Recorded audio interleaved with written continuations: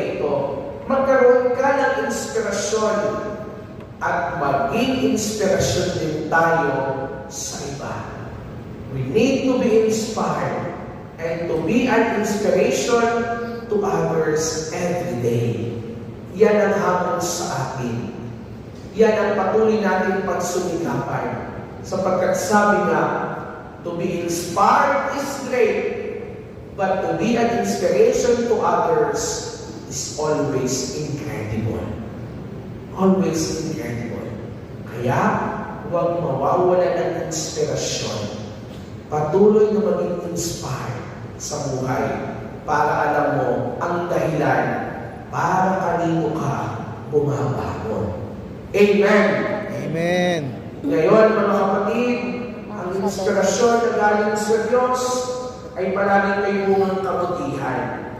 Tayo ay nagiging mabuting tao at tayo nakakagawa ng mabuti sa araw-araw.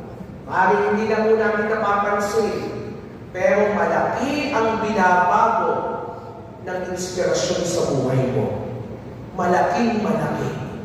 Maaaring hindi lang natin nabibigyang halaga, pero kapag ikaw ay inspired, hindi lamang ito pakiramdam, hindi lamang ito emosyon, malaki ang nagagawa nito sa iyong buhay.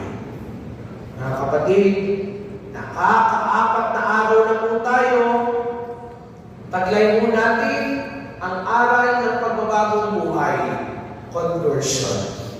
Taglay natin ang pagkakaroon ng pag-asa, hope.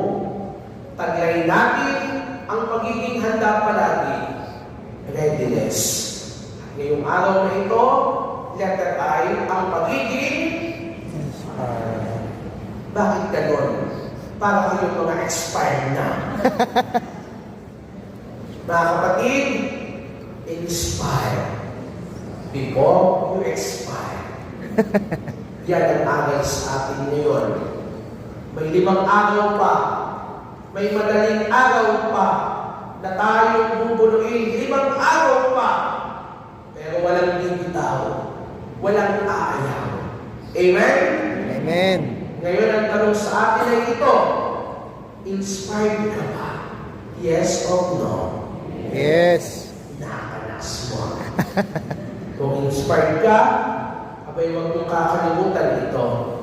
Inspiration is useless if it does not make us better person.